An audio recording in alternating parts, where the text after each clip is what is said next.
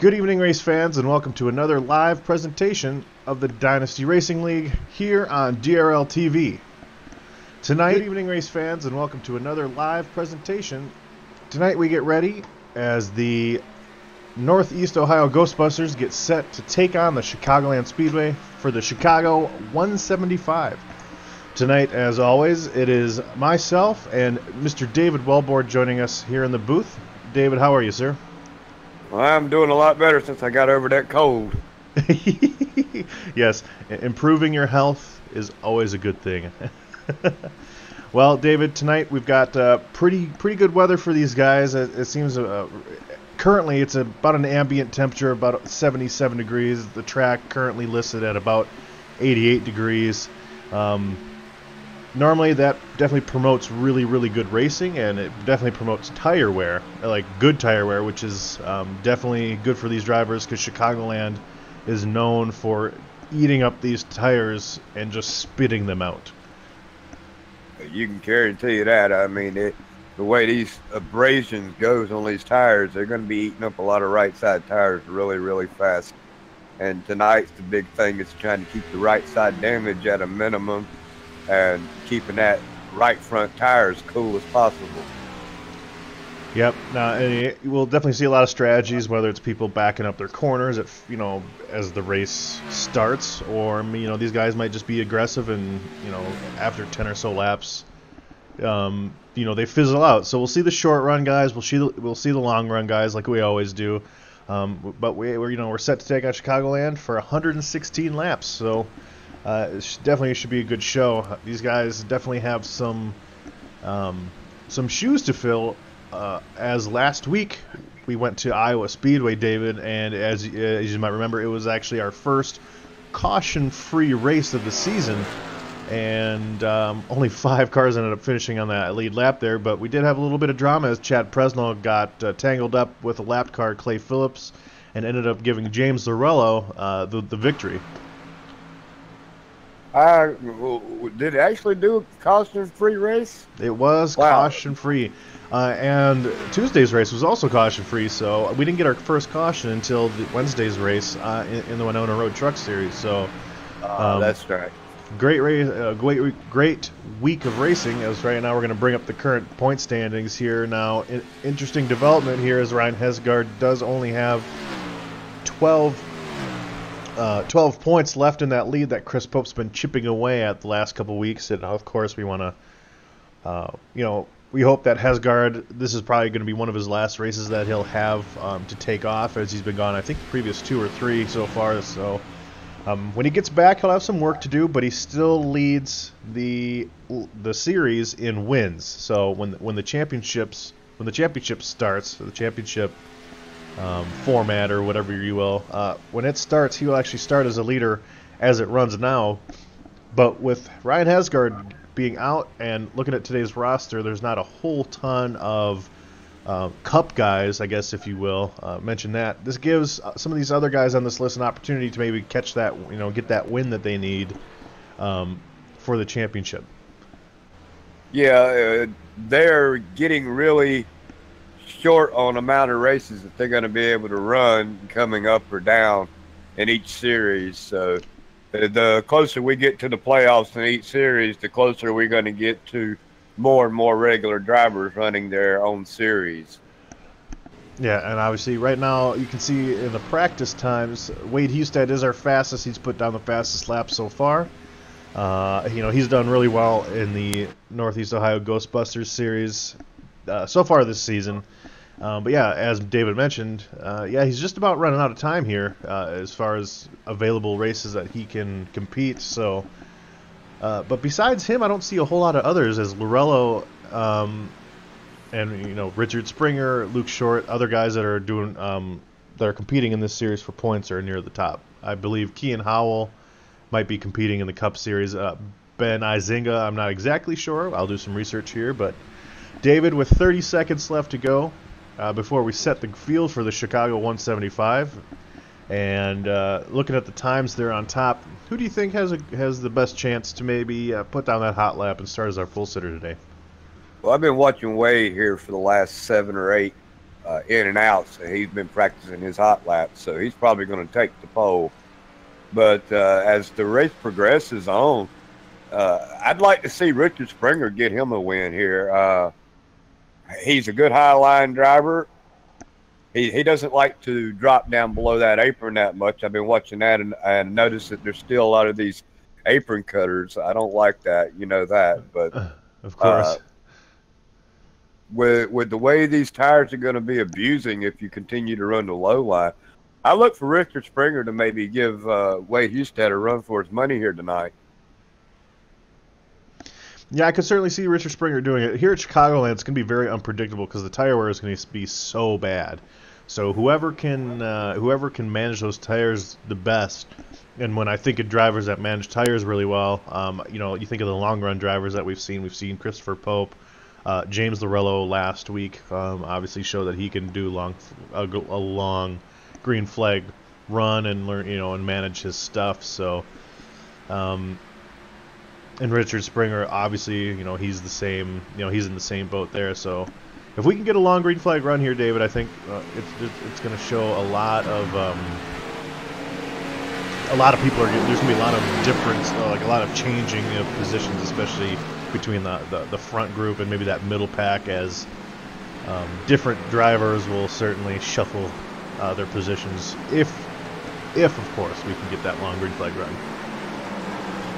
Well, the big if, yeah, but I believe, like you were talking about earlier, if they can get the first 5 or 6 laps in without wrecking, I believe we will get green flag pit stops here this evening. We may end up actually, without jinxing this race, get another start to finish green run, and that would be amazing for the Northeast Ohio Ghostbusters. Now, we were just watching on board there, not on board, we were looking at as Wade Hustad's putting down his hot laps here. One of the more unique things about Chicagoland is the fact that the backstretch isn't, it's not really what we would consider a straightaway. It's actually, it's got a little bit of a curve to it, David. Yeah, they're always turning here. We've been talking about that all week. There's no real straightaway. Even in the front stretch, you're still turning. So this is basically a big donut, a D-looking donut. Yeah, and obviously that's a little bit of added stress on the right side as you're constantly turning. Not too bad, obviously. It's not that big of a turn, but it definitely isn't a straightaway. It definitely separates Chicagoland Speedway from some of the other quote-unquote cookie-cutter tracks that a lot of the drivers talk about going to, the 1.5 miles. But looking at Wade Hustad now, he and Bryson Hunt currently have the top 2 fastest positions, and Alec Martinez rounding out the top 3. I'm surprised Wade Hustad's going for a second lap here. I couldn't imagine that would actually be any faster than the first, considering the tire wear. But and I don't think it was. I think he brushed the wall with the back end of his car. I did see sparks.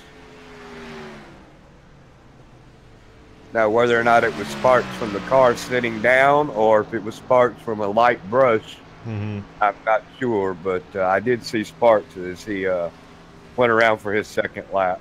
Now, coming out of turn 2, because of the weird setup that we have today, is we've already seen Clay Phillips hit the wall just now. I think turn 2 is going to be pretty busy. I'm not exactly sure about the exit of turn 4, but I know coming out of turn 2, all of a sudden, that corner just comes out of nowhere. Well, and the older these tires get, the more that's going to come into play, as these cars are going to want to plow coming through the turns.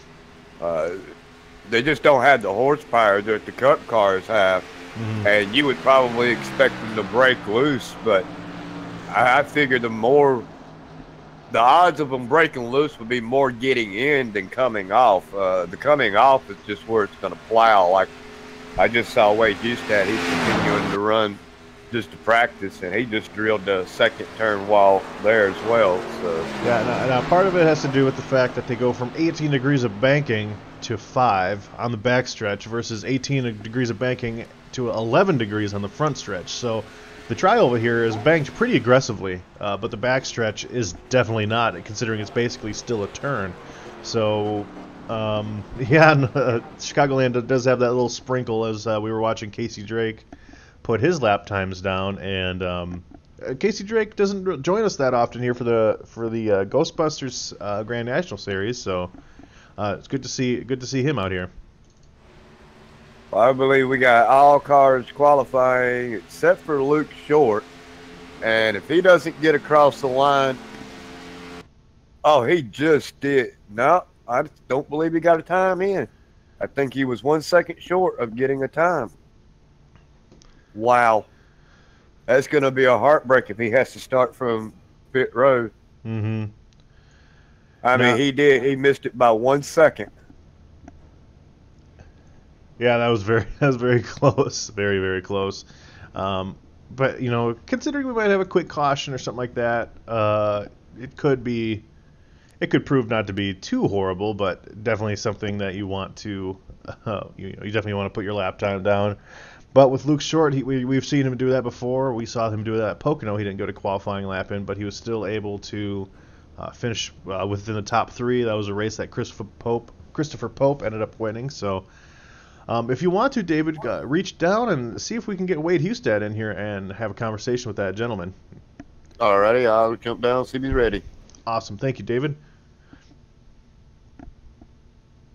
And just a reminder to everyone that this series is sponsored by the Northeast Ohio Ghostbusters, one of our 3 series sponsors here tonight. So if, anytime we have the opportunity, definitely want to thank those guys for supporting the Dynasty Racing League anytime that we get the opportunity. So we've got Wade Hustad here at the broadcast booth with us. Wade, you got a copy? I do, guys. How are you? Doing pretty well, Wade. You definitely got the pole here.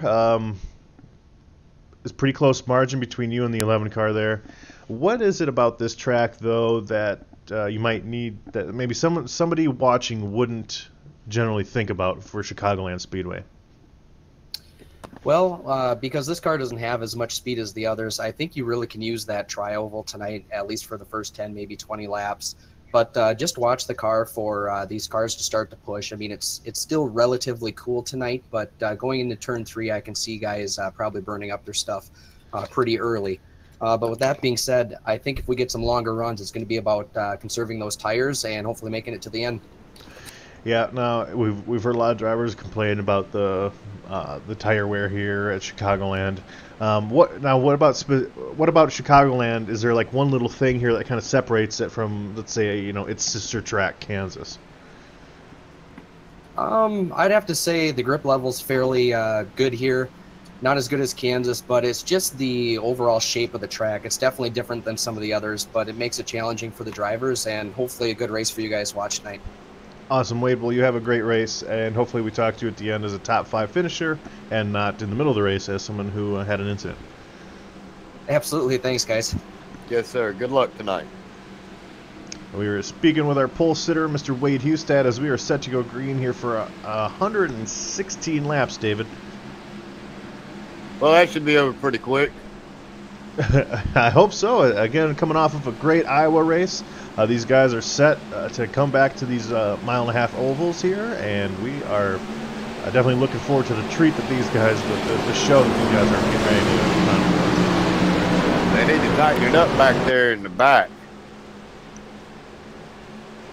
There we go. Pace cars in. Wade Hustad wasted no time to get his jump. He got a great start there between he and the, gap with he and the 11 of Key and Riley Howell, Bryson Hunt, Alec Martinez, Clay Phillips rounding out that top 5 there. Wow, old Clay's starting up front here tonight. That's unbelievable. And he's got him a good run going inside of Bryson Hunt and clears him. Way to go, Clay, up in 3rd. Now, looking at Clay Phillips, we've spoke with him a couple of weeks ago, and he's saying that some of his bad luck that he's had this year he could attribute to his lackluster qualifying. So certainly a good sign that he's starting up front today. Well, he just may be able to give Wade Hustad a run for his money. I know he's probably still some pain from that shoulder surgery, but you can't keep a good racer down, that's for sure. Now, one racer that I'm looking at now is Ben Azinga, as he is all over Bryson Hunt's car there, battling for a top 5. He's another racer. I believe this is his first race here with us, if I'm not mistaken, and he is definitely putting the heat on those guys. Yeah, I think is right now battling it out with Larillo, and he's not. It looks like he's got pretty good handle on his car here tonight. In that Circle K Ford Mustang there, looks pretty good. Or the Camry, yeah, he's driving the Camry tonight. And right behind him, of course, as we look to the I'm looking at these front two, but right behind the car of Ben Izenga is Mr. Richard Springer there. So, ooh, that was close between him and Pope. I don't think you could have put your fingers in between them two doors. Looking at these two drivers here, Mr. Chris Pope, who does have that one race win already, so that'll definitely help when it comes to his championship points. Now, just by starting this race, I do believe Christopher Pope has he will take over the points lead from Ryan Hesgard. So that's something that Christopher Pope, of course, he's definitely going to want to be able to call himself the points leader. But again, I know he wants to earn it versus having it done just by Hesgard being not here. Now, looking at the battle for the lead. Keegan Howell has been tucked in behind Wade Houston the last couple laps here, but he's just not really able to get around him. I'm still back here looking at this battle between Bryson Larillo, Izinga, and Martinez. And there's the yellow. Look at Zachary Smith here. Oh, he's blowed up already. We're currently riding along with Zachary Smith, as it looks like the wreck was in front of him, and it was actually Tater Bowman and Daniel Holloway. So we will look at Tater's view here and see kind of what he saw. We'll see what Tater saw here. These guys are crossing the start-finish line. Pandolf down low as they go into turn 1 here. Holloway checks up a lot, and Tater Bowman is not ready for it. And then Zachary Smith is just, kind of really had nowhere to go through that situation. Watch that one more time here as they enter turn 1. Holloway does. He absolutely. It almost like he went on the brakes and just Tater. Obviously, you're never going to expect someone to slow up that much as they enter a turn. So. And I believe Holloway may have come down a little bit on top of Tater as well. Mm-hmm. Of course, I think Tater was probably expecting him to slow down and follow him behind him. I don't know what the thinking was there. Again, it's one of those situations where maybe Holloway saw Pandolf on the inside. Maybe he was afraid of his tire wear and not being able to stick that corner. But either way, Tater definitely does not check up with the same. He doesn't check up going in that corner the same way that Daniel Holloway does. So, Pandolf on and off pit road real quick. It's possibly he may have missed his pit stop, David. Well, he sure did come in and out awful quick. Yeah, we don't actually have a stop register for him. I've done that more than once. Actually, forgot where my pit box was. But looking off the race off pit road, with the exception of Pandolf, who I don't anticipate will stay out here. We've got Wade Husted, Clay Phillips, and Bryson Hunt. Well, if he's still got 8 laps on his tires, he's definitely going to have to come back down. He's just sitting up.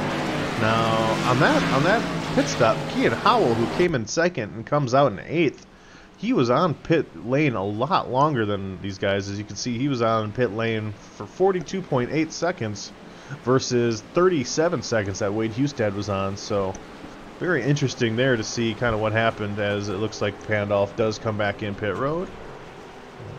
Well, his car looks fine, so maybe he was just lighting a cigarette or something. You never know. As looking at Pandolf there,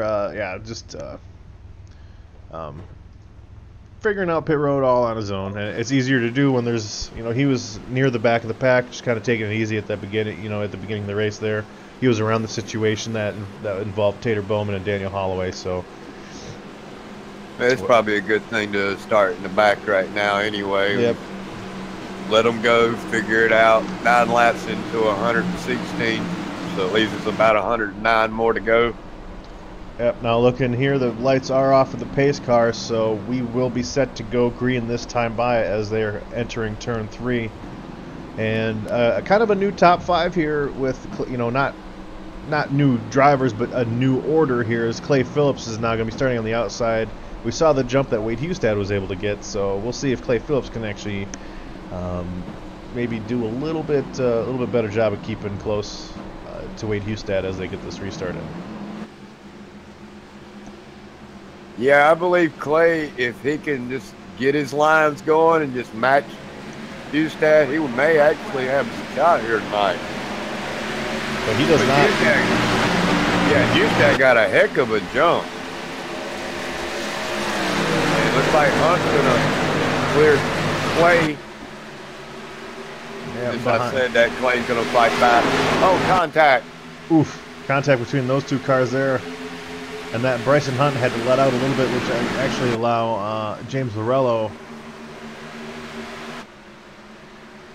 to get alongside of him and take a position as well. As behind them, you can see Spencer Tart side by side with Chris Pope behind Richard Springer. I don't see any damage contact to the Clay Phillips car. There's definitely damage to Bryson's right fender from that contact. Now right now it looks like we just about have 3 wide behind Richard Springer as Spencer Tart and Alec Martinez has actually hit the wall there.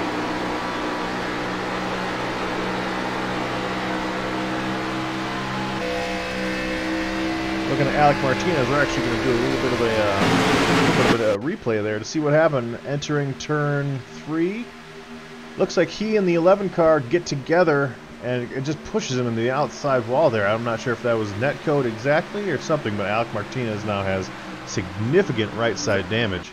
Yeah. That's going to definitely hurt the aero stream on that vehicle for sure. Now, we're currently riding along with Luke Short, or not Luke Short, but Spencer Tart, as he and Luke are side by side going into turn 1 here. So Spencer Tart currently the car rounding out our top 10 as Luke Short is just inside there. We've had great battles in kind of in this mid-pack area, and as we see Wade Hustad and Clay Phillips, they have kind of checked out on James Lorello by just a very insignificant margin, by just 0.6 between James and Clay there between 3rd and 2nd. So. Otherwise, we do have a little bit of a Richard Springer. We have a little bit of a position battle heating up between he and Chris Pope as Springer gets on the outside wall. Oh no, and he's got some good damage too. We talked about turn 2 being a place where we can certainly see some action. We're going to ride on board with Mr. Springer and that replay here. Kind of listen to his throttle. See, that's where the push comes in. Yep, and we heard it in Richard Springer's foot. He knew he was going to come a little close to that wall. He kind of burped the throttle. Still wasn't enough, though, as he ended up hitting that wall there.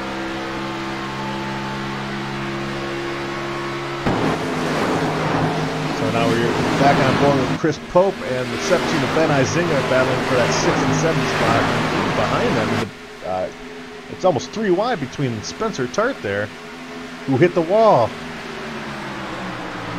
Yeah, I've been watching this battle back here real closely. It's a really good battle here with John Peterson, Spencer Tart, Casey Drake. We're going to go on replay right now, and it looks like Spencer Tart hits that wall and shoots below this 3 wide battle here as Casey Drake at the 20 and the 92 are all 3 wide. Spencer Tart hits that wall and comes down in front of all of them. Ooh! As we're back live now.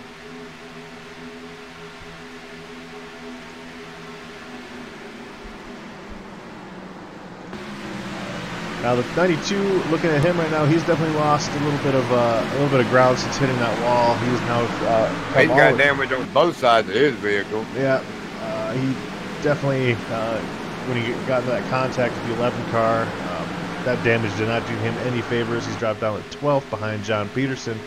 Casey Drake behind them though, kind of minding his own business. But Spencer Tart, there's still that battle 2x2 back here for the 15th position between he, Mike Lemon, Bill Edwards, and James Pandolf as they go down into turn 1.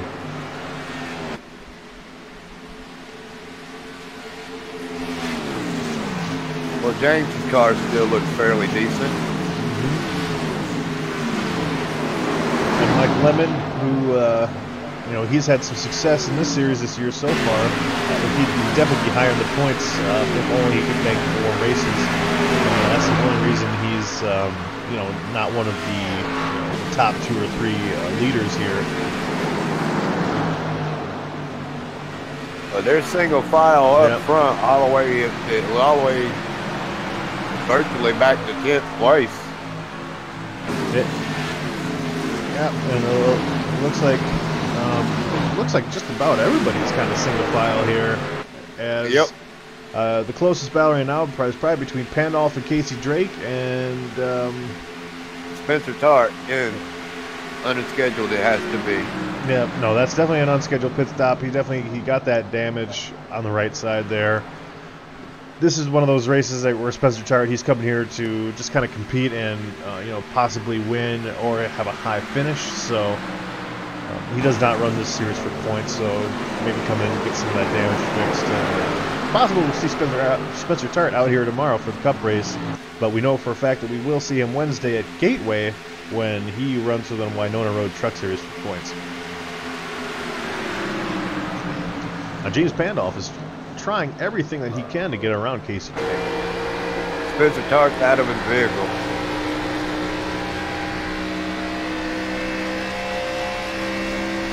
That's unreal. He decided to call it quits for the evening.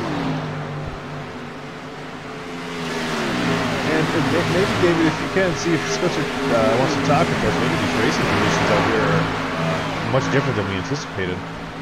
Alright, let me see if I can't find out where he's at. I think he was an S2R if he hasn't backed out completely.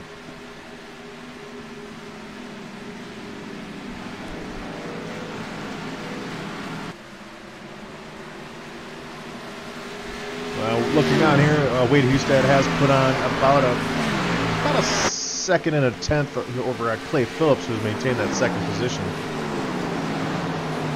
The tone of his voice sounded dejected about what's happened out there on the track. He declined comment. That's okay. We'll definitely respect that. Looking on at Bryson Hunt here, who is, he's running in the 6th position, right in front of Ben Izinga. Christopher Hope rounding out the top 5, just in front of Bryson Hunt here. It's possible that we could end up getting that. Ooh, as the 17 is going to look inside of the 18 of Bryson Hunt. Yeah, I don't think he was expecting to be run down that far. I thought he was going to try to get up underneath him sooner than that. And if he had got up underneath him any sooner than that, he'd have been all through the grass there. Mm-hmm. Yeah, definitely a little bit of some of these drivers with a little bit of an aggressive move earlier in the race, but with passing is going to be very difficult with these worn tires. So I guess you have to take the opportunity when it presents itself. Yeah, and I've been noticing that Izinga really doesn't cut the course like that much, except for when he is trying to make a pass. And it was almost like he almost got cut that turn. If you know what I'm trying to say. Yep. No, exactly. I know. But again, I'm still not a big fan of that. A lot of people do it, and they can get down there and get back on the track safely. But the more you get on and off of the gas or cutting that course through the wear and tear, the better your odds of breaking loose when you come back up on the track. If you don't hit it in the right spot, that back end will break loose on you as you're exiting the tri-oval there. Yeah, and you have to kind of have an understanding between some of the other drivers that, hey, I'm going to go down here just so you know, and I'm going to try to pass you. And some drivers are cool with it, and they understand that that's what's going to happen. Some drivers have no idea. You know, they may not have the experience here at Chicagoland to know that that's a place where some people are going to duck down and run. So obviously you kind of have to know who you're driving around in order to pull off some of those moves there. But this battle here for these cars that are trying to get into the top 5 are pretty good, as Richard Springer has actually maintained 8th so far, given that right side damage that he received when he hit the turn 2 wall. So not affecting him too much yet there, David. No, but it's still not where he really wanted to be, I'm sure. Ooh, Chris Pope and the 17 get together. The 17 did a little bit of a slide job there on Chris Pope coming out of turn 2. Yeah, he's going to pay him back with a crossover, it looks like. Chris Pope not ready to give up that top 5 position as he and, oh, what a great close battle there for 5th. He and Ben Izinga battling it out there, and that will definitely bring Bryson Hunt into the mix as well. Well, he almost got turned there by Pope. And it was a close battle for sure. And for anyone watching, Wade Hustad has pulled out a 2.1 second gap over Clay Phillips. James Morello is 0.6 seconds back of Clay Phillips. So the top 3 are more than spread out here as we are looking on as Richard Springer ends up passing Bryson Hunt to come up from the seventh spot here. Now, thinking of the fact that we might have a green flag kind of run here, you might want to see maybe the 22 and 17 maybe take it easy for a second, because these tires they're gonna have to go a while, because a pit window on fuel is anywhere between 40 and 50 laps. You know, it's kind of some of the information I picked up from other drivers. So these tires, you know, these tires definitely don't want to go that long. 48 or 50 laps. As you can already tell, they've slowed down considerably, almost 2 seconds off their qualifying pace. So, and that's just 23 laps in. Yeah, that'll put them about another 22 laps to start for that green flag pit stops, if they can hang on that long. Mm-hmm. Like I said, I don't know if I'd want to be out there for 45 laps on them tires. No, that's not, you know, we're going to see a lot of different strategy here for sure between different drivers. Different teams might have a strategy all set up. But as Wade Hustad mentioned as we interviewed him on that pace lap, the weather here is helping with tire wear a little bit. As, you know, I also mentioned that too. You know, definitely got a nice day out here. But either way, Chicagoland is just, I'm not sure if, you know, what it is about the surface or the banking, or, you know, maybe it's even just the setup that we have today. It just chews up these tires so fast.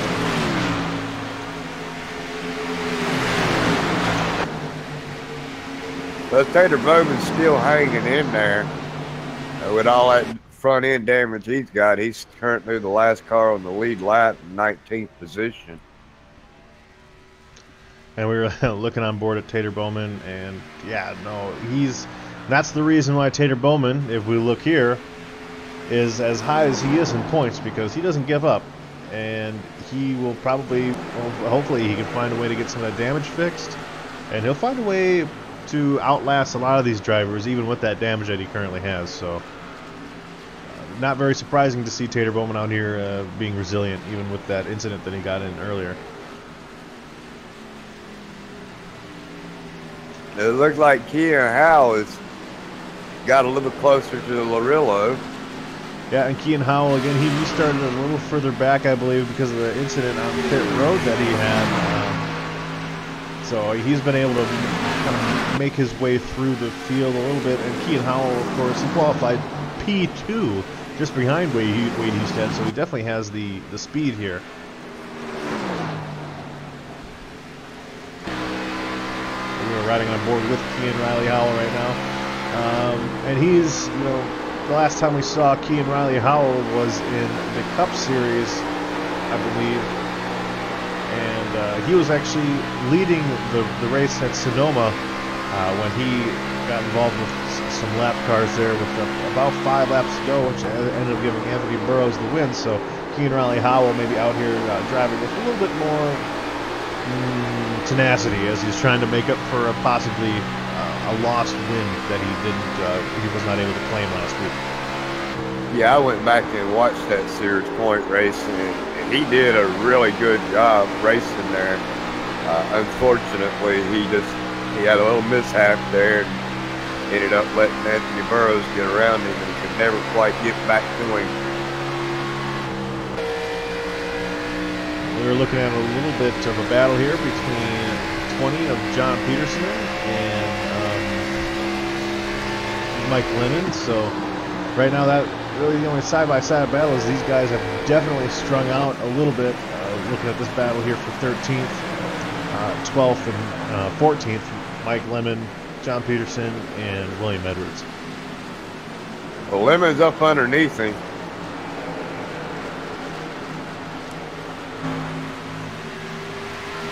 Yeah, Lemon does a very good job of not overdriving the car, and he doesn't get into the outside of the 20. So definitely good battling here, as that will actually open the door for William Edwards to try to get down past Mike Lemon.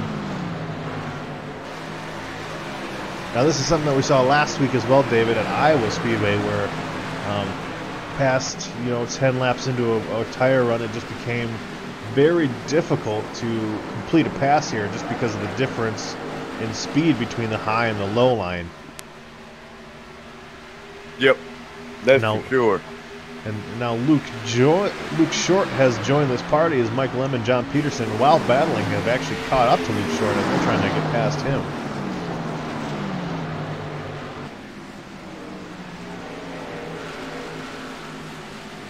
So far, the top 5 has just about stayed the same, as Kean Riley Howell did end up catching and passing James Lorello, as we will go back up there just to confirm that.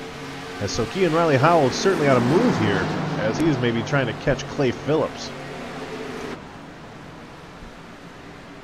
But either way, Wade Husted... Whoa! Hang on to it. Oh, man. Kean Howell through the grass on the back straightaway. Oh, heavy damage.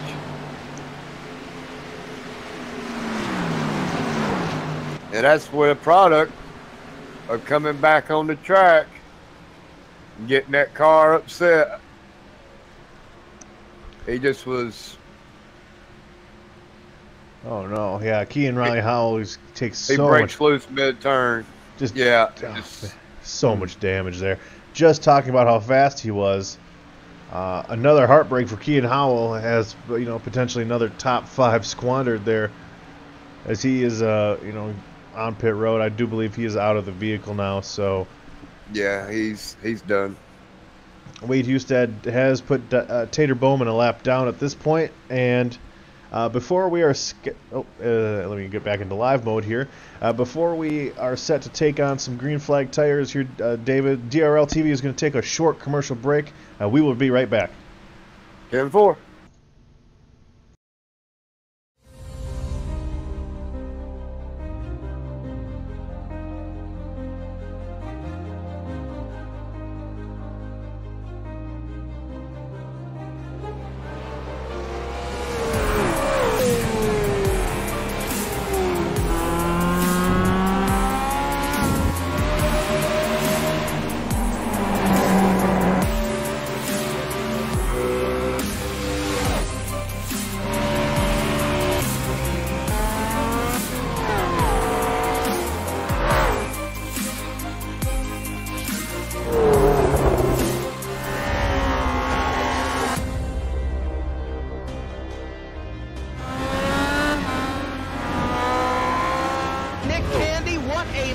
Truex in the outside, contact made. 56 slides it at a 4.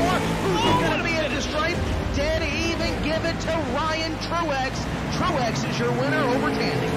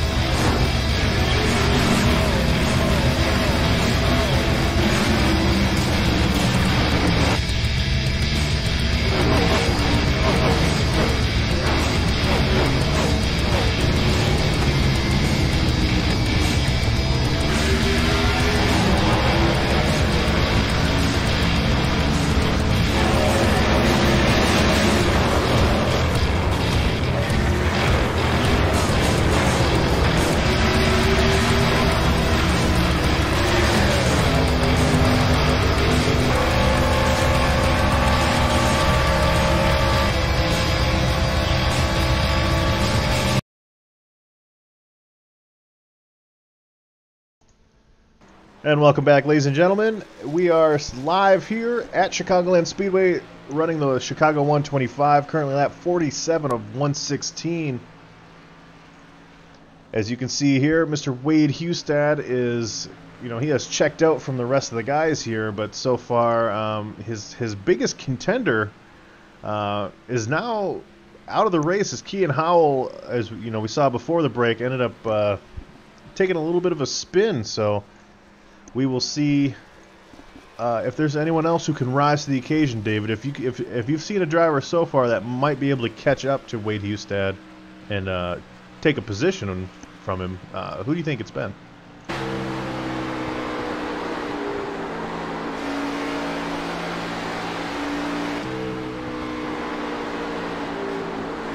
As we watch here, Wade Hustad, Clay Phillips. My choice would certainly be Clay Phillips or even James Zarello, as we've seen.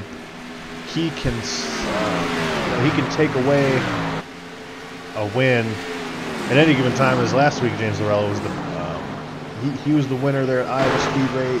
He was able to benefit from a situation where Chad Presnell kind of got tied up with some lap traffic. Zarello took the lead from Chad Presnell and never looked back. And that, we look at the point standings here, you can see that gives James Zarello 2 wins over Christopher Pope, Clay Phillips, and Mark Vega having the 1 win. Mark Vega won't be starting the playoffs with as he is ineligible to start the playoffs because of not enough races run. So that'll probably end up moving up Salvatore or Luke Short, who are within 8 points of each other there, battling for that first car to get in. Well, to get back to the question, I had myself muted. Oh, sir. Clay Phillips, I believe, is about the only one that's going to be able to do anything with Hustad. And the only way he's going to be able to do that is to pray that Hustad makes a major mistake, such as hitting the wall or getting into some lap traffic. Other than that, maybe James Larillo. Yeah. Now, looking at lap times now, certainly not too far off is Clay Phillips of the leader, Wade Hustad. Larillo, of course, not far off either. But another car, maybe one of the fastest car on the track that's not named Wade Hustad right now, is surprisingly, and I'm on board with him here, is Richard Springer. A car that, as you can see there, has some right side damage. But I tell you what, if Richard Springer finds a way to fix this damage in this car, these drivers better watch out. It's not, he has been gaining positions, but especially as we got to this long green flag run, as David mentioned earlier. Richard Springer is that type of, he was his kind of, he's one of the names that he mentioned that you'd want to see. If you see, what am I trying to say? If you could put a driver in a seat, knowing that it's going to be a long green flag run, Richard Springer is going to be one of those drivers that you choose. Yeah, and he's getting awful loose coming off.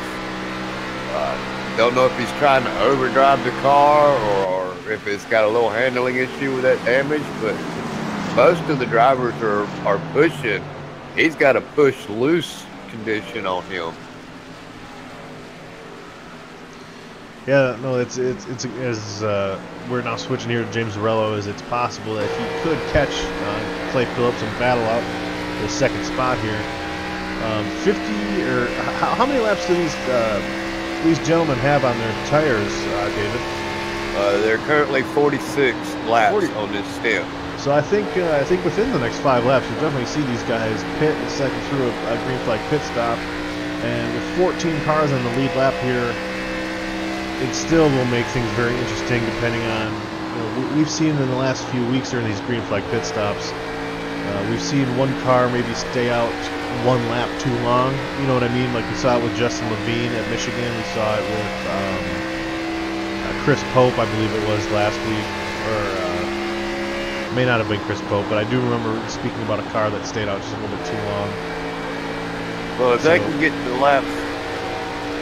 lap 63, Wade Hustad may be able to do this thing in 1 run, 1 stop. But he's going to have to get to lap 63 in order to do it. And I don't know if he can do that, as he's currently on lap 48 of his tires. So that's he's going to need at least 7 or 8 more laps. Yeah, here, I tell you what, let's run along with Wade Hustad a little bit and see if he's trying to save it all. It doesn't sound like it, that's for sure.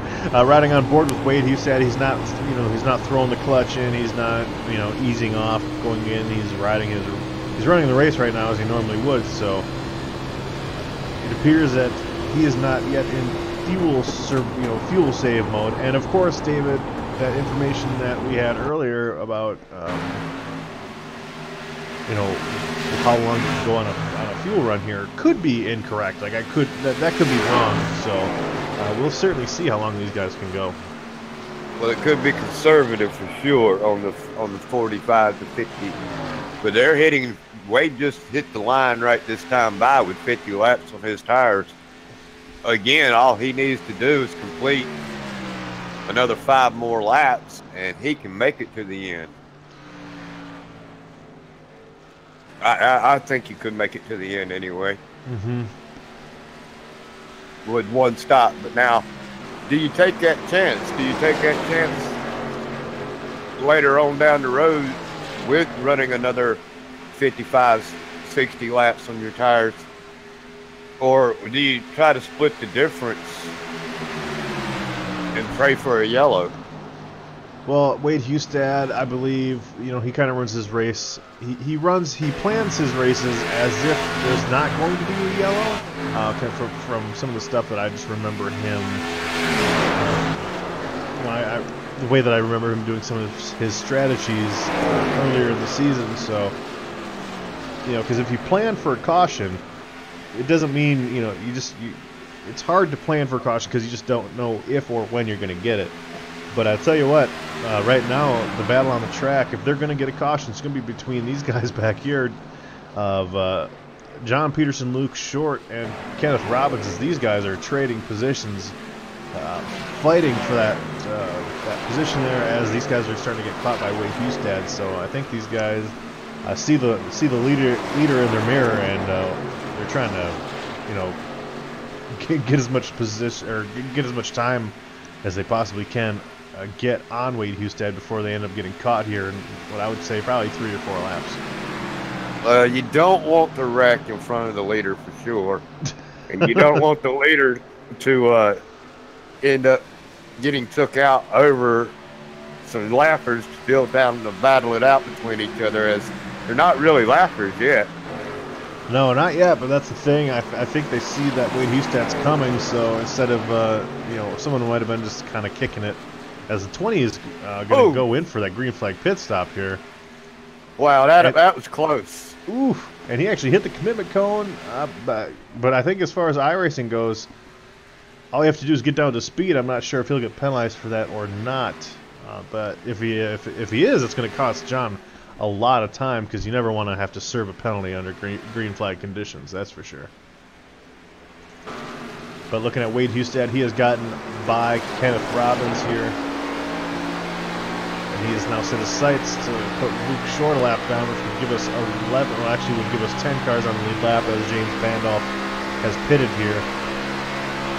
Yeah, John Peterson's in, Taylor Bowman's in. I look for Hustad to come in the next 3 or 4 laps.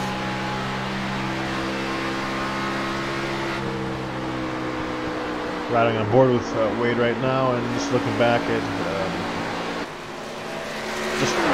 he's one of the few cars that he just doesn't have any damage. He was definitely able to navigate the track very well under those green flag conditions, as you saw some of the guys weren't really able to adjust the amount of tire wear that they were getting.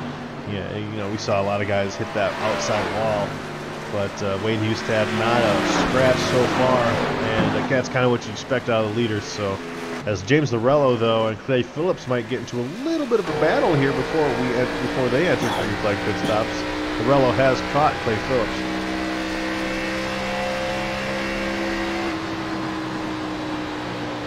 And like I said, if there was anybody that's going to give them a shot, will be these two.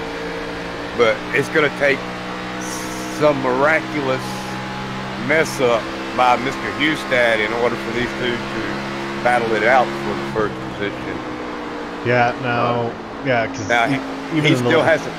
Yeah, he still has to come on pit road though, and he's actually made several mistakes here lately, getting on and off pit road. We said yes, he has indeed.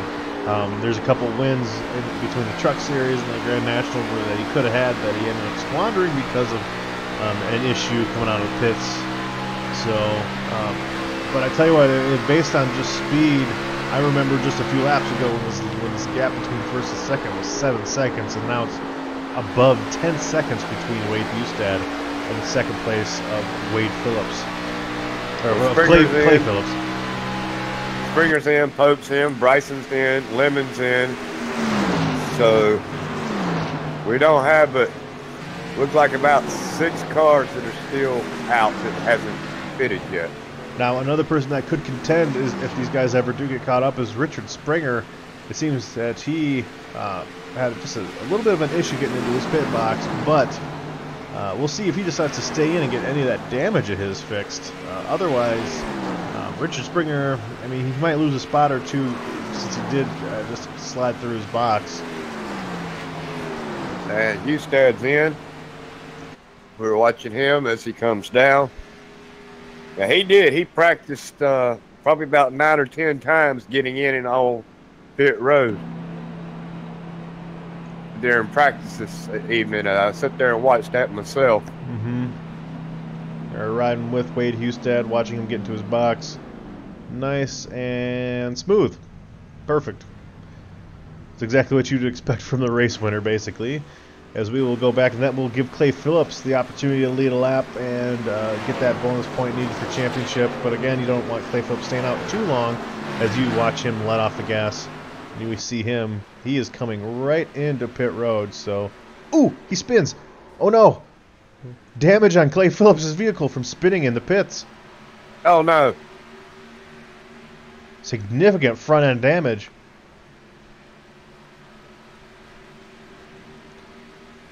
So Chicagoland proving to be a little bit more difficult to get onto than others anticipated, because that's the second or third spin we've seen getting onto pit road, and that gives Clay Phillips extensive damage.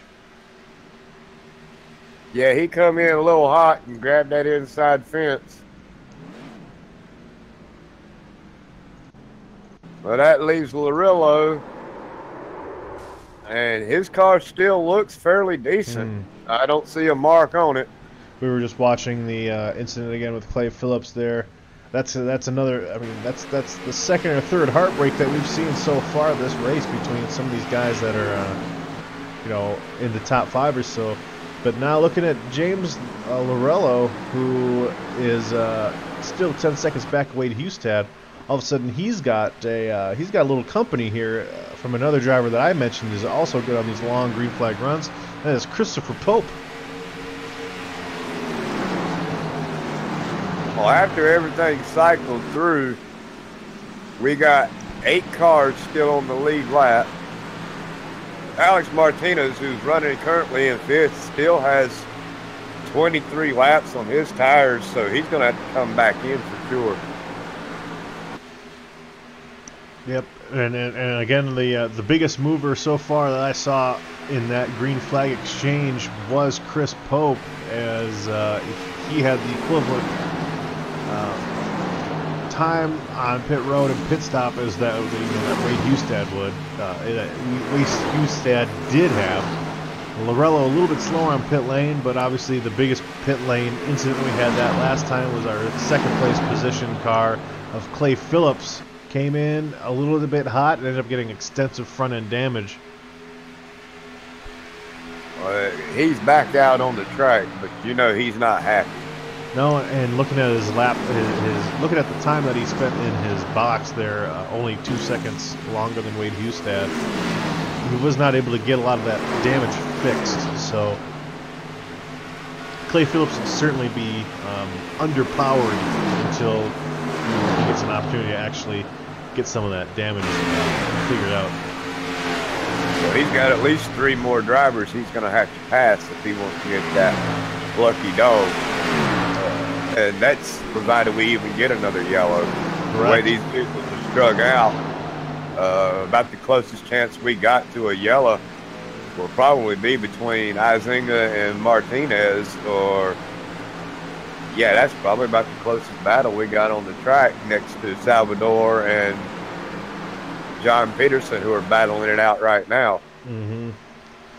Now looking at something else that kind of happened here, and I'll bring him up, is Richard Springer was able to get a lot of that damage fixed, but he was on pit road for over a minute 10 seconds, so he did end up going a lap down. He was almost a top 5 car even with that damage. So Richard Springer, hopefully he can make the moves that he needs to make to justify sitting on pit road for over a minute. Not exactly, I mean, he was so fast already before, I'm not exactly sure if that's a move that I would have done. Well, he is racing for points, so yeah, I don't know if I'd have made that call either. Now, looking here at Bryson Hunt, taking a look inside of Alec Martinez. Bryson Hunt, he's been, quietly just going about his business this race so far, currently resting just inside the top 5 there. So with James Pandolf looking right behind him in the 6th spot. So good to see both of those drivers having a great run so far. As we have, it looks about just about 40 laps to go here in this race, and some of these guys are really taking full advantage of the fact that this has been a long green flag run. And obviously the driver who's taking the most advantage of it is, has been Wade Hustad, because he almost has a 12-second gap over James Zarello. Well, Pandolf and Hunt and Martinez are still battling it out. Looking back to James Pandolf from the car of Bryson Hunt, and Pandolf, he's going to have a little bit older tires than these guys. He was one of the first cars to pit, so we'll see how big of a difference 2 or 3 laps ends up making on these tires. It looks like Bryson Hunt is starting to pull away from James Pandolf just a little bit after he ended up making the pass.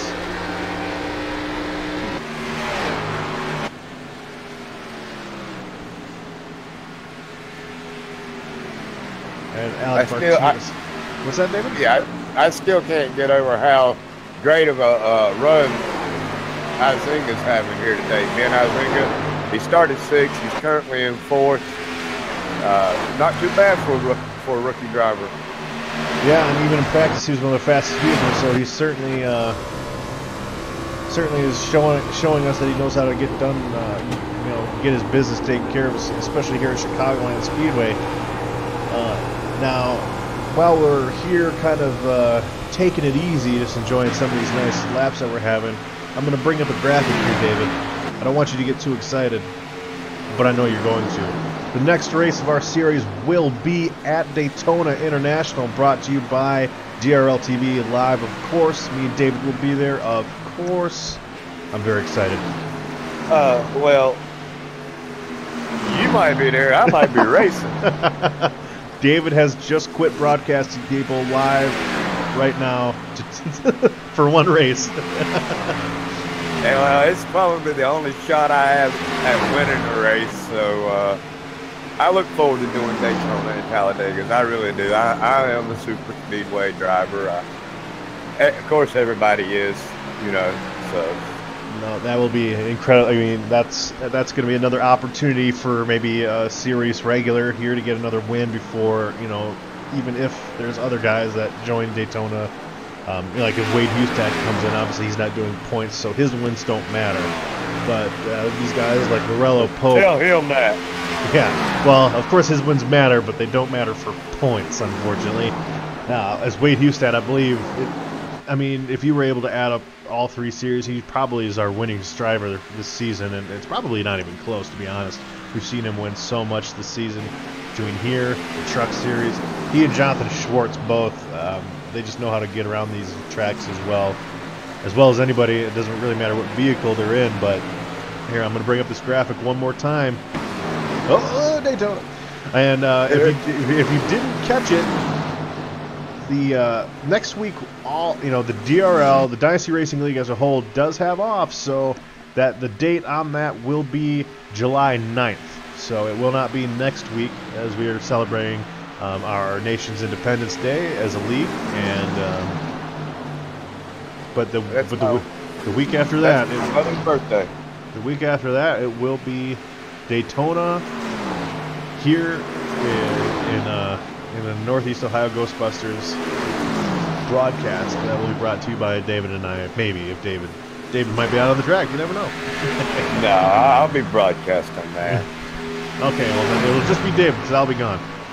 No, just Okay. kidding. The 50 laps there, they're going to be about 5 short. Somebody going to have to come in for some gas.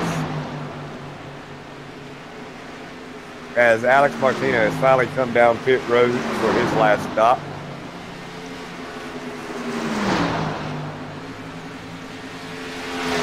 Now, again, looking at some of these drivers here, some of these battles, Clay Phillips is trying to claw his way back as he is now battling Salvatore De Janeiro for that 8th spot.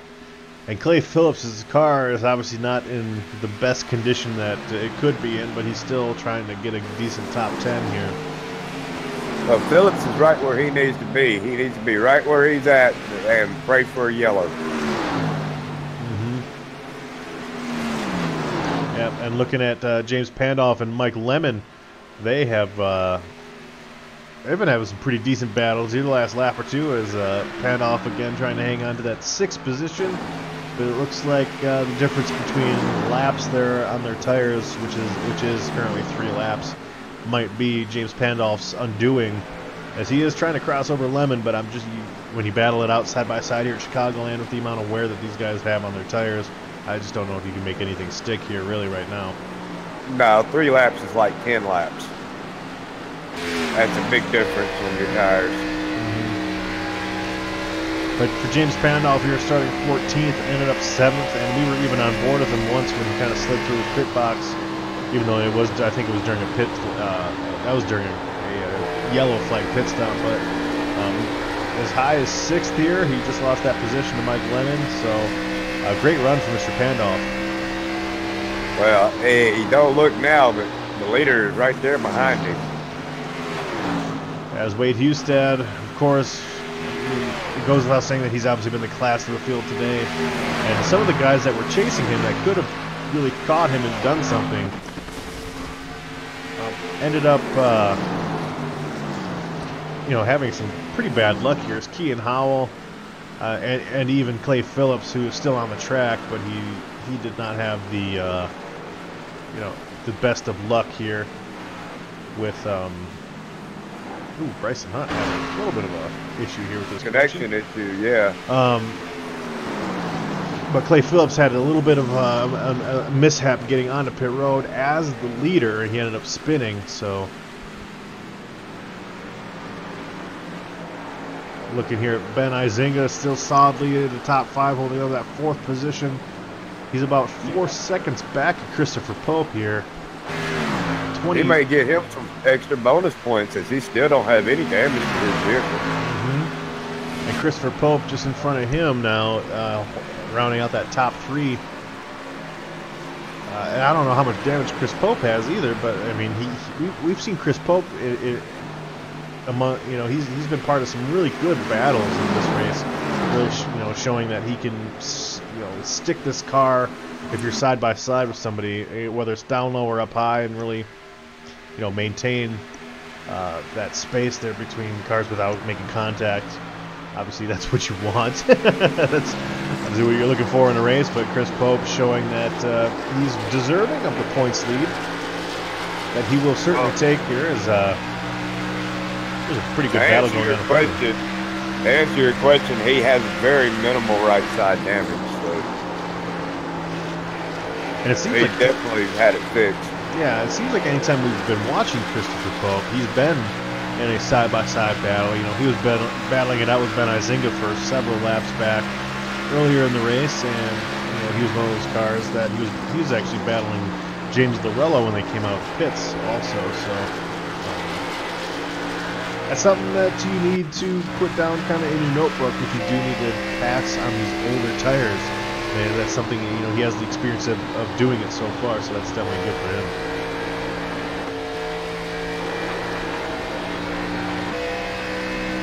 Now looking at Bryson Hunt, it looks like his connection has stabilized as he's holding a 5th position. Behind him, Mike Lemon, who has certainly put some distance on James Pandoff, but he's right now got a mirror full of Wade Hustad. Well, we're getting ready to close this race out here. We got about 22, 23 laps to go. If my math is right, which it probably isn't. Yeah, we don't try to mess around with math here in this broadcast. Now looking back at Wade Hustad from the car of Mike Lemon, who he kind of joined a little bit late in practice. He generally sometimes he'll talk about how he doesn't really get the most practice. So you've kind of seen Mike Lemon kind of come in here and really you've almost seen him get better as the race has gone on, as he's starting to get some of these laps under his belt here. But he is not because he's figured out how to drive the track. Yeah, right. I mean, sometimes you're not able to get all the practice in the world, but we've seen him just. I mean, he started. I mean, let me see what position he started in. Even 11th spot, which is still pretty good, but. He's made his way all the way through the field, up here to 6th spot. He was catching Bryson Hunt earlier. I mean, that's not a bad points day. He started 11th, 56th. And technically, that's a top 5 points day because Wade Hustad's points mean nothing. I can say that his wins might mean something. His points mean absolutely nothing. Yep. But that right now puts 5 cars on the lead lap, and Bryson Hunt is just a second or two ahead of Wade Hustad. So we had that one, or was it 2 cautions here? And other than that, we've had great races the last 2 weeks between Iowa Speedway and Chicagoland. Yeah, we just had the one yellow here tonight as he goes up underneath Tater Bowman now. And it's very unfortunate for people like Tater Bowman, like Richard Springer, and even Clay Phillips here on the last part, not getting that caution and not really being able to work on your vehicle all that much to fix some of the damage that you may have gotten in the first, that first stint or whatever. We anticipated a couple of yellows. We definitely didn't talk about the fact that it could go yellow free, and we definitely did, we talked about certainly getting a couple of yellows here. You almost expect that on some of these mile and a halves, just with how close the racing is and with how tight these cars can get with the tire wear. And these drivers have really shown us that they can adapt very well to the changing conditions of the track and of the tires. Well, right about now, Wade Hustad could probably just run around here about half throttle and still end up winning this race. Mm-hmm. As he's got 17 seconds on, or 18 seconds in second place. That's almost a full lap. As he's turning, his last lap by was 32 seconds. His best lap so far is 30.5. So that's a big 2.3 second drop off from, maybe first lap out after green flag stop. Mm-hmm. So the fall off is pretty good here. Something to note for the Cup drivers tomorrow, as obviously the Cup cars are going to be a little bit different, but the tire wear is still going to be pretty substantial because the track is still the same. We're still going to Chicagoland tomorrow, but also one thing I did note when we were riding on board with Wade Hustad, it looks like we had a little bit of cloud cover kind of dissipate over the track, so that might have actually maybe helped loosen these cars up just a little bit. Either way, these guys are doing a phenomenal job getting around this racetrack, as Wade Hustad has done the best job so far with 18.2 second gap back to James Lorello. Looking here at James Lorello now, this is going to be, assuming that this position holds out, this will be another great finish for James Lorello.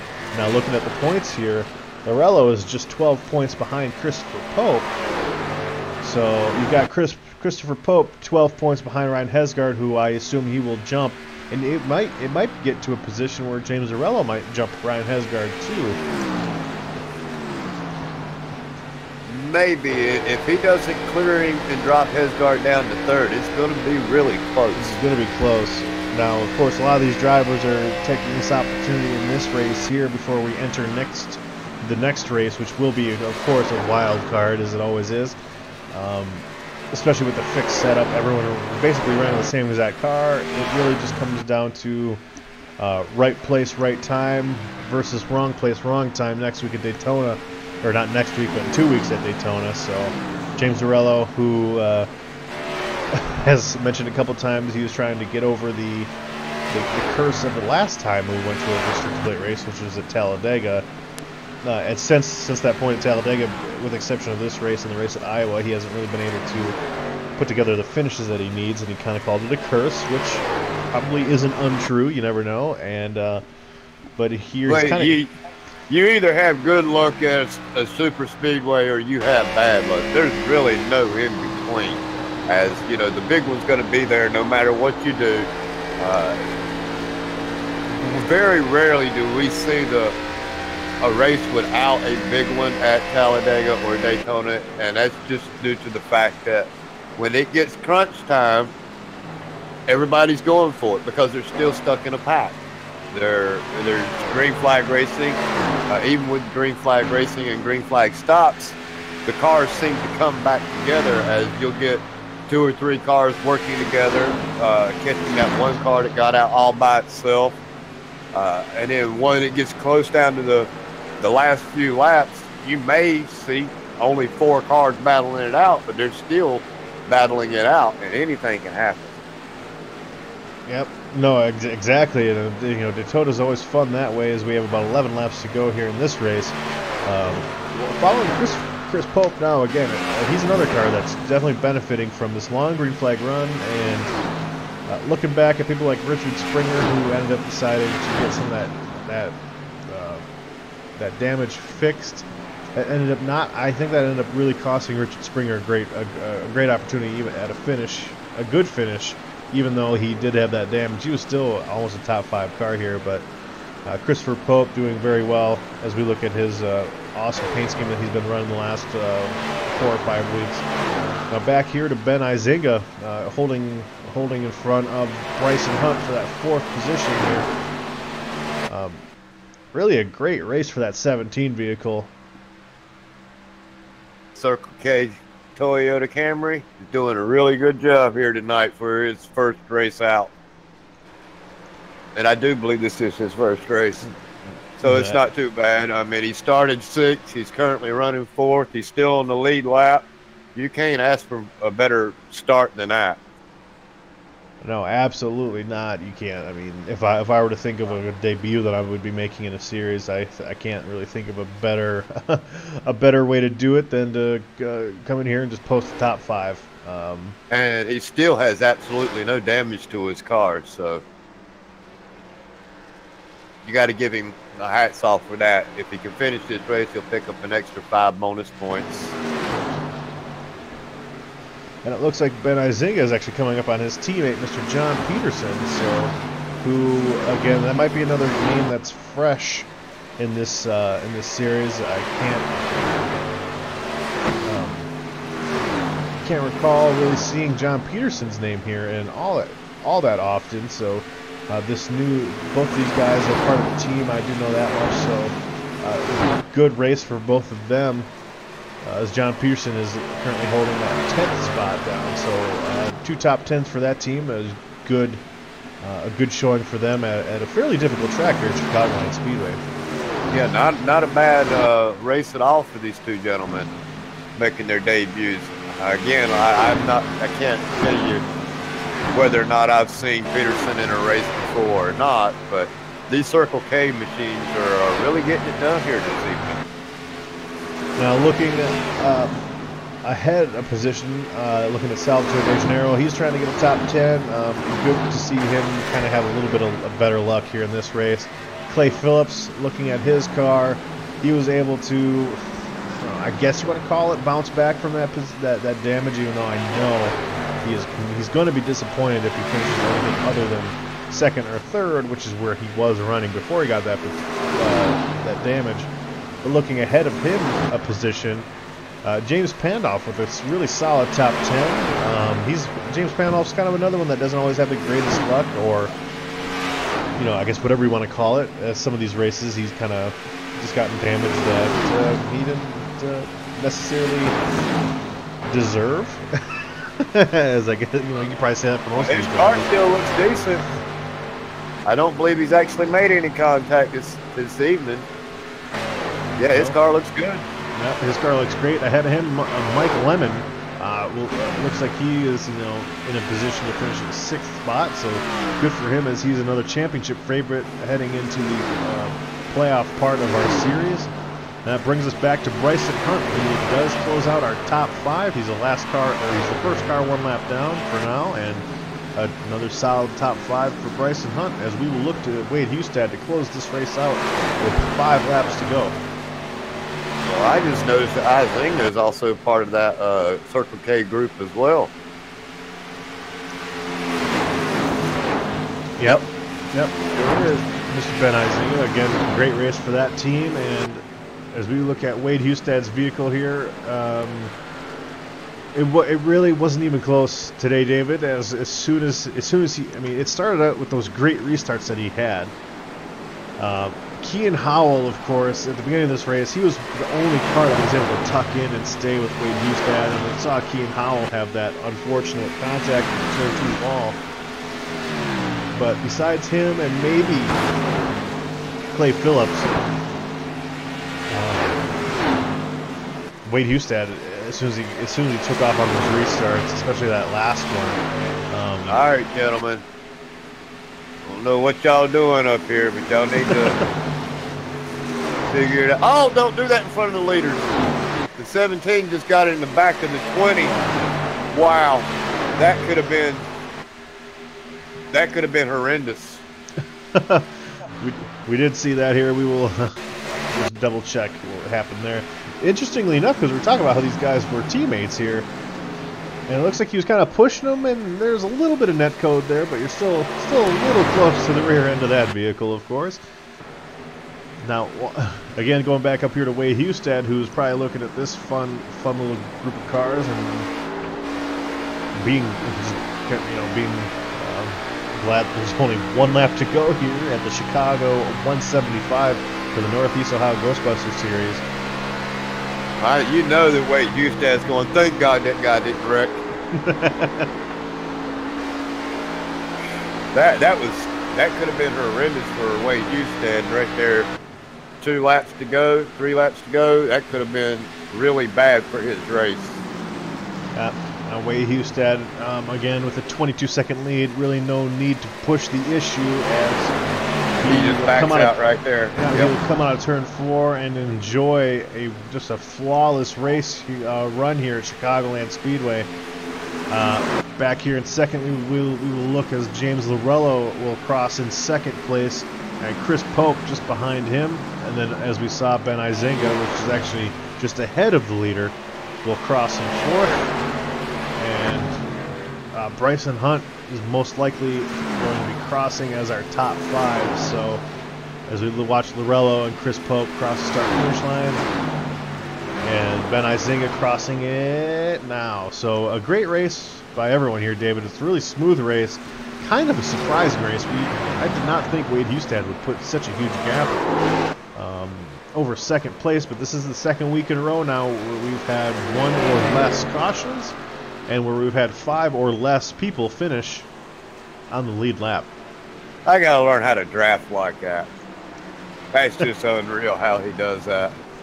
Well, you have a week. Yeah, can you see me drafting like that around Daytona?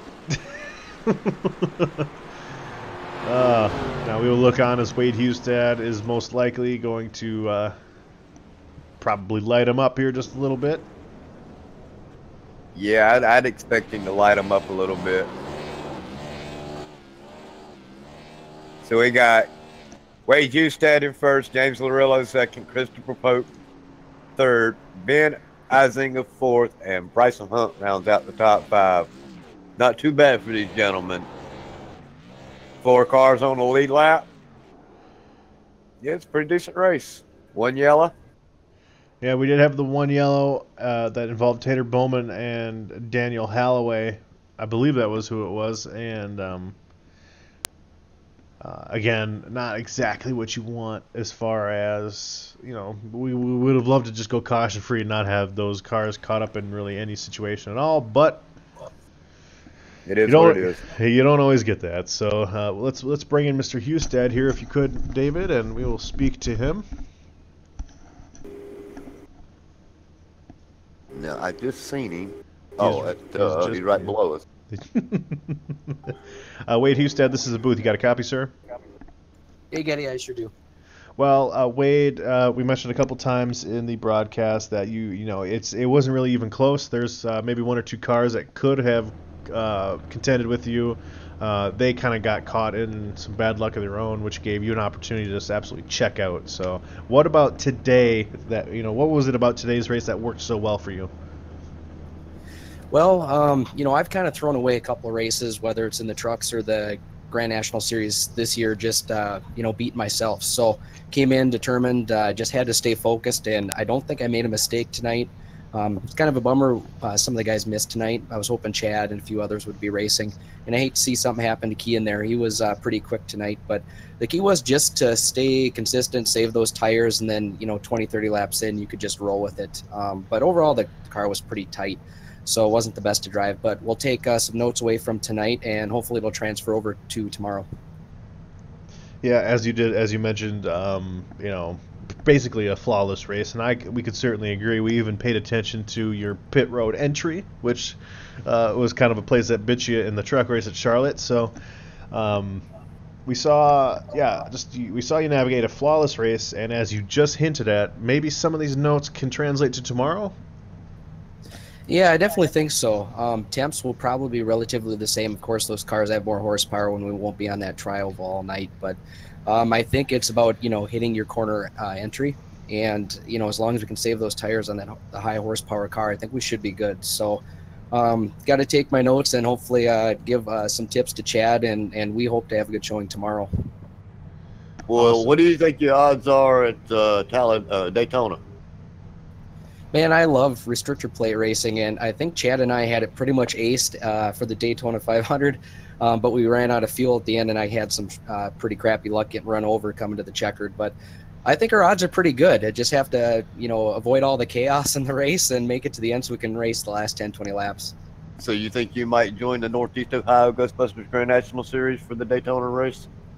I'm thinking I might. I kind of have some others check marked. I want to say, is it 2 weeks out? Yeah, it's 2 weeks out, yep. Okay. So, I might be there. I know there's a few other tracks I'm going to hit yet this year, but I think we have a good chance. And that's usually fun racing. All righty. Awesome. Well, Wade, congratulations again tonight on your umpteenth win. Hey, you got to come down here. We have nothing to lose, so we're just here for fun. But I want to thank Northeast Ohio Ghostbusters for sponsoring the series. David, Getty, you guys do an amazing job. DRL as a whole for the league. And my thoughts, prayers, and condolences go out to the Jason Johnson family.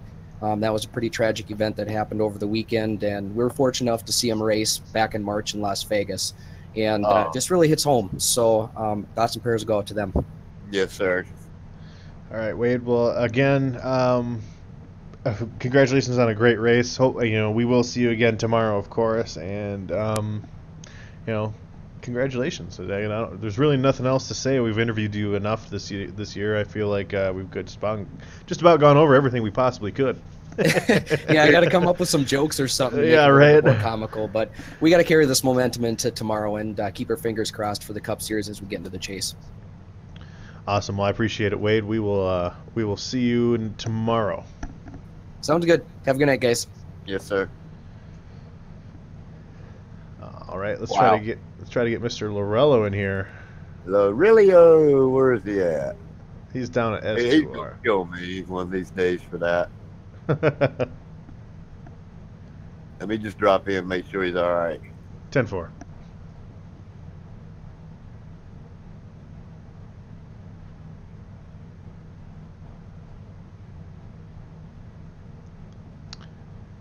Hey, Mr. James, you got a copy?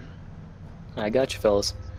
Well, coming off of your win last week at Iowa, you post another great performance here tonight. And we kind of mentioned in the point standings that you and Chris are catching Ryan.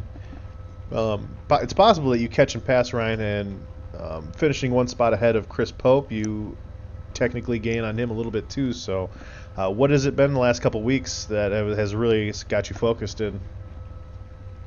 Yeah, I just have been really running good at these tracks. Iowa is probably one of my favorite tracks, and this was actually my first time in Chicago, but I just kind of found a groove there. I had nothing for Wade, but it's been great to turn the season around a bit after I feel like I was off in the middle here, and now I've put a string together, so hopefully it continues.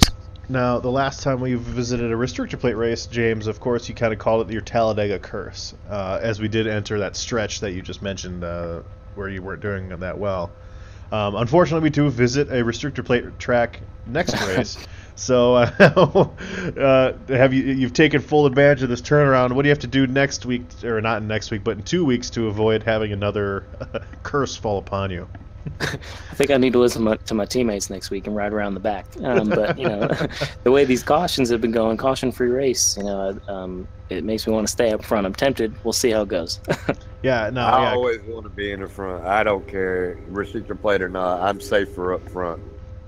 Yeah, caution-free to Iowa. I think only one caution here tonight. So obviously the Northeast Ohio Ghostbusters have been putting on a great show for everyone. But I don't know if next week's going to be, or I don't know if next race is going to be caution-free. We'll certainly see. But James, congratulations on a great finish. Who do you want to give a shout-out to, sir? Yeah, I just want to give thanks to our teammates. We had some great practice tonight that I think set us up for success, and hoping that Ryan comes back soon. I want to beat him, but not that bad.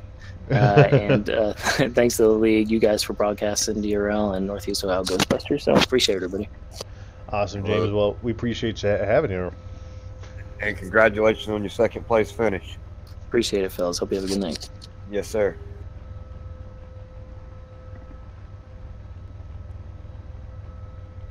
All right, we will move James down here and see if we can get a hold of Christopher Pope. Ooh.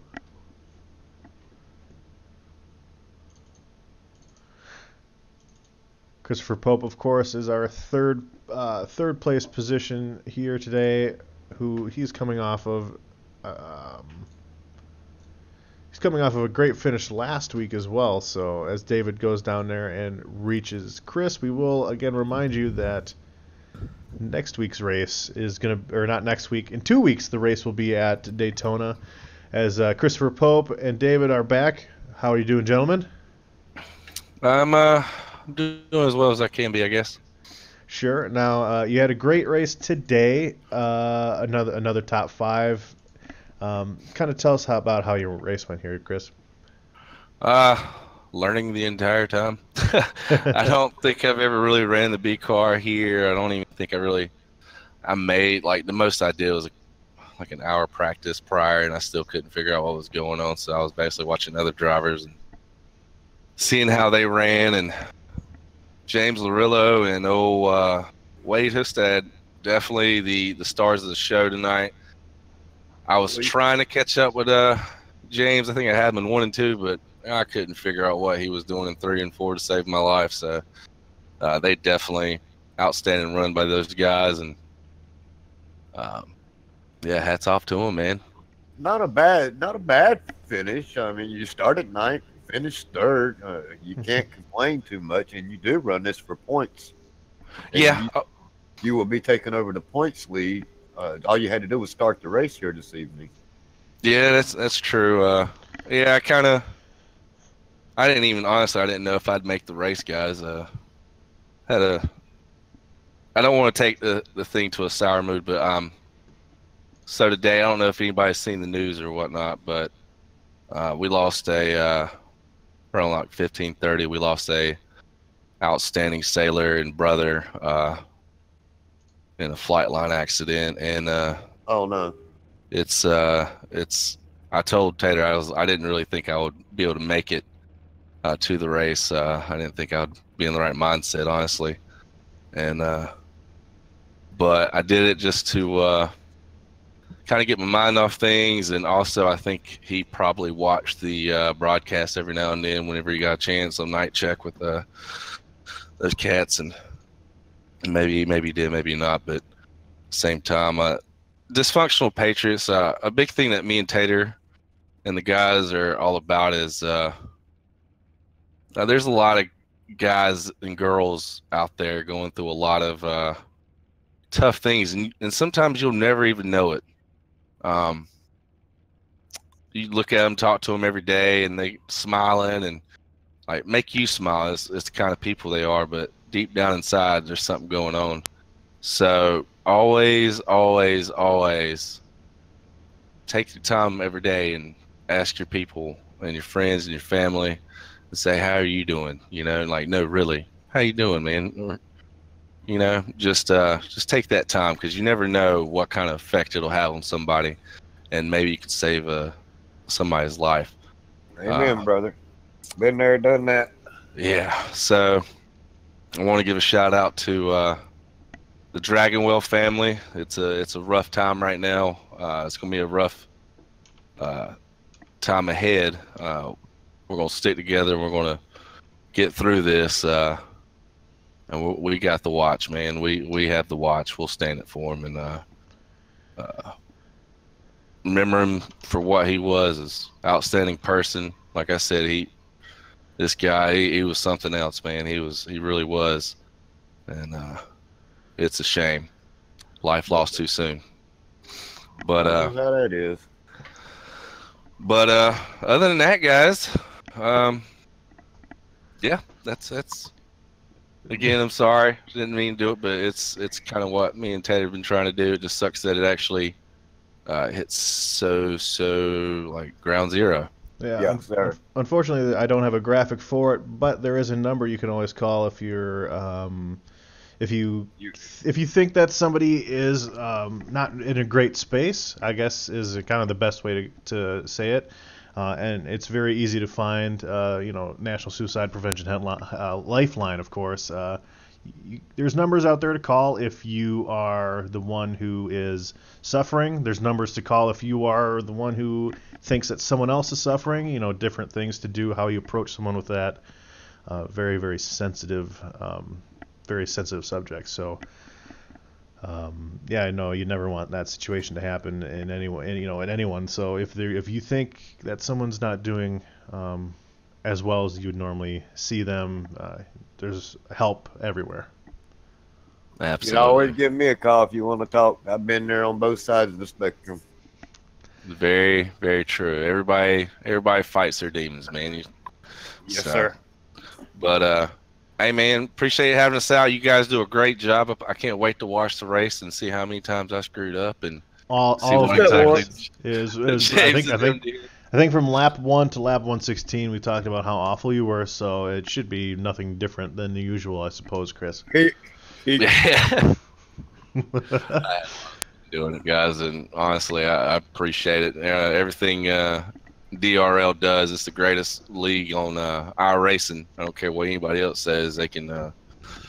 Never mind. I ain't gonna say that, but DRL is the best group of guys. We always have a bunch of newcomers come in. I think we had a lot tonight, and they came in and gave us a little bit of. They showed us what they're made of a little bit, and we should do the same thing. So.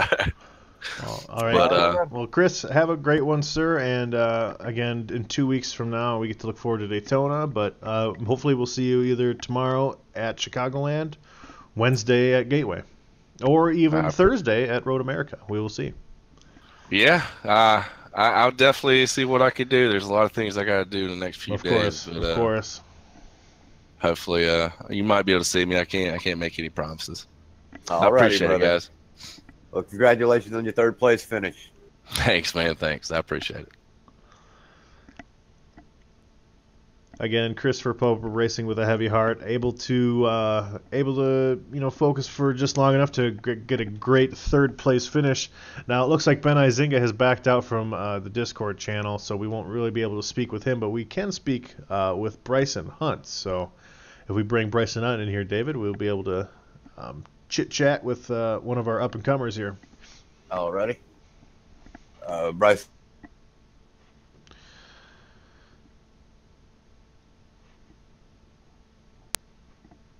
And while he's grabbing him, our next broadcast will be tomorrow at about the same time with myself and Martin Wenzel.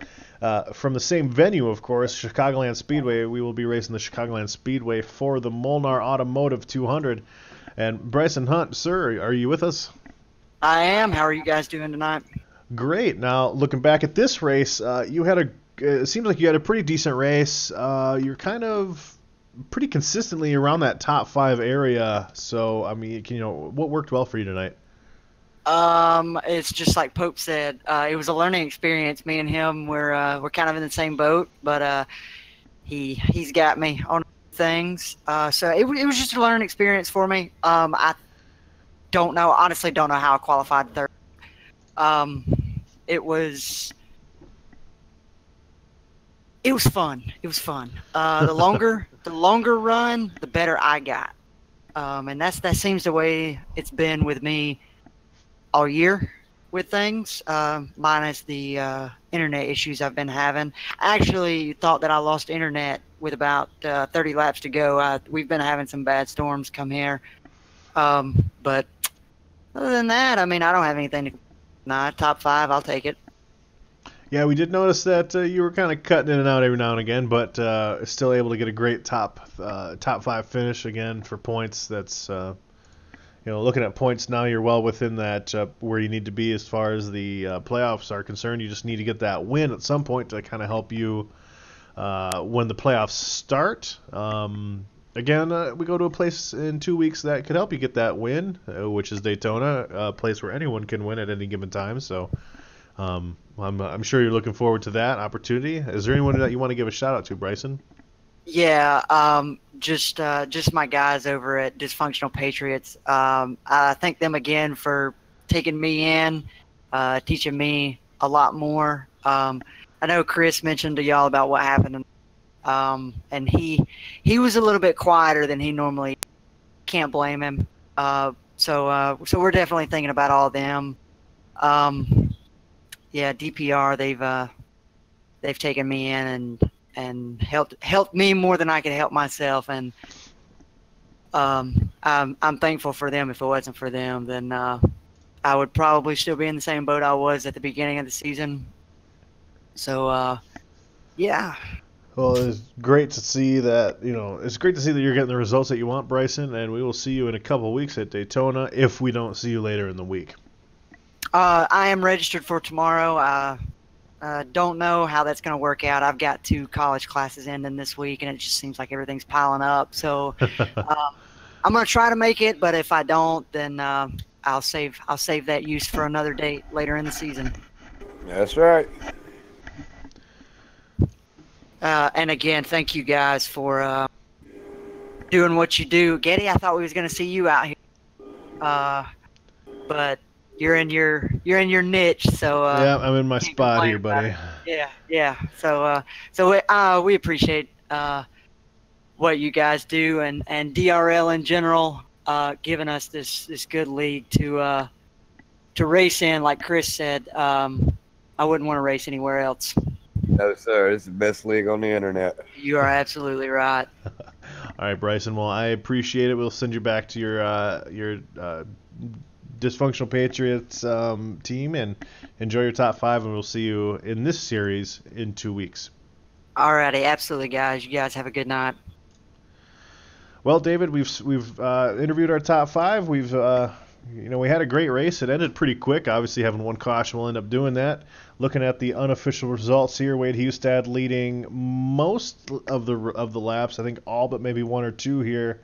All but 1. And that was during the green flag pit stops there. And looking at the top 10 here, kind of your normal candidates: Salvatore De Janeiro, James Pandolf, Ben Izinga. So some new additions to the top 10. Obviously, this being Izinga's first race here in the Dynasty Racing League. A great showing for him. The first car that didn't go lap down. So good for him. Looking here as we watch the other positions here, 11 through 20, Spencer Tart he had that damage early on, and I'm sure that's not the race he was anticipating he was going to have. No, it sure wasn't. Kean Riley Howell, of course, he showed how much speed he had early on, and even Wade Hustad made mention of it, as we did as well during the broadcast. And looking at Daniel Holloway and Zachary Smith, who were both involved in that first and only caution here for Chicagoland Speedway. Again, just a reminder here, this is kind of what the points look like before today's race, as they will change up probably just a little bit before we head to looking at the next race of our current series, the Daytona 125. So that'll be 50 laps. Doesn't sound like a whole lot, and it's gonna be a probably a pretty quick race, because it's a 2.5 mile giant oval in which especially in the draft, they go well over 200 miles an hour. Even in this car, they can go over 200 miles an hour. So 35 to 40 laps before they have to pit, so they're gonna have to do a quick 10 lapper refuel for sure. Yeah, so that'll be in 2 weeks, as the entire league is off next week. So I can't stress that enough. If you're looking for a broadcast next week, you won't find it. If you like the broadcast that you see now, like us on Facebook or subscribe to us, and you will get notifications anytime we go live. We broadcast normally 4 races a week. So David, again, a great race. I mean, is there any other closing statements that you have, sir? No, my heart goes out to the gentleman this week. I know how it is. I feel for both of the gentlemen that have. Well, I still feel for them. It is what it is. But as far as everything is concerned, looking forward to the 4th of July weekend. Might actually get out back and finish the deck. Maybe do a little bit of cooking out on it if I can get out there and finish putting the handrails up on the deck. I've only been trying to do it for the last 7 or 8 months and hadn't quite done it yet.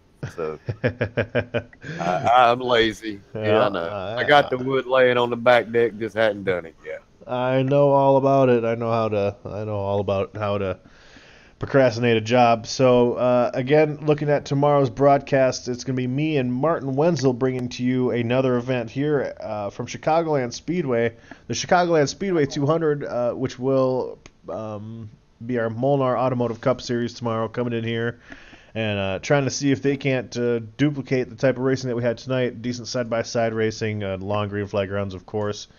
But look to finish the race myself. Yep, and David Wellborn will be competing in it tomorrow. And I'll just be riding around the track. It ain't gonna be no competition for me.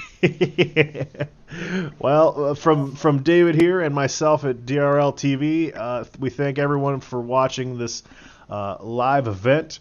Pulling up the credits here, you see all the names involved here in the Dynasty Racing League. It's always great to be a part of. Every week we get better and better, so we'll look to see what kind of results we have at tomorrow's race. So, again, with David Wellborn here, I'm Gutty Buckner. We will see you again tomorrow from DRL TV.